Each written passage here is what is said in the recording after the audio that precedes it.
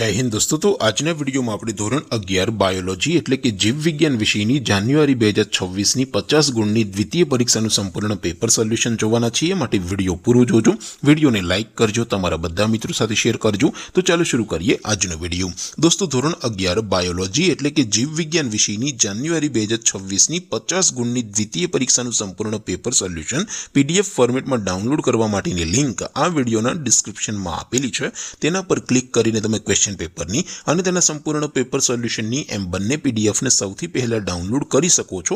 અથવા તો દોસ્તો પેપર સોલ્યુશન ની પીડીએફ ડાઉનલોડ કરવા માટે તમારે ગૂગલ ઉપર સર્ચ કરવાનું છે www.mygkguru.in। આ વેબસાઇટ તમે સર્ચ કરશો એટલે જે પહેલી લિંક આવશે એના ઉપર તમારે ક્લિક કરવાનું છે। જેવું ક્લિક કરશો એટલે સોલ્યુશન માટેની mygkguru.in આ વેબસાઇટ ઓપન થઈ જશે। વેબસાઇટ ઓપન થયા પછી તમે સ્ક્રોલ કરીને થોડાક નીચે જશો તો ત્યાં તમને દ્વિતીય પરીક્ષાના સોલ્યુશન માટેના ધોરણ વાઇઝ લીલા રંગના બોક્સ જોવા મળશે। દોસ્તો અહીંથી તમે કોઈ પણ ધોરણની બધા જ વિષયોની દ્વિતીય પરીક્ષાના ક્વેશ્ચન પેપર અને તેના સંપૂર્ણ પેપર સોલ્યુશનની પીડીએફ ને સૌથી પહેલા ડાઉનલોડ કરી શકો છો।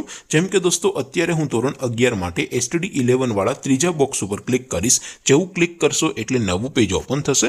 નવું પેજ ઓપન થાય એમાં તમે સ્ક્રોલ કરીને થોડાક નીચે જશો તો ત્યાં તમને STD 11 સાયન્સ પેપર સોલ્યુશન 2026 નું એક બોક્સ જોવા મળશે।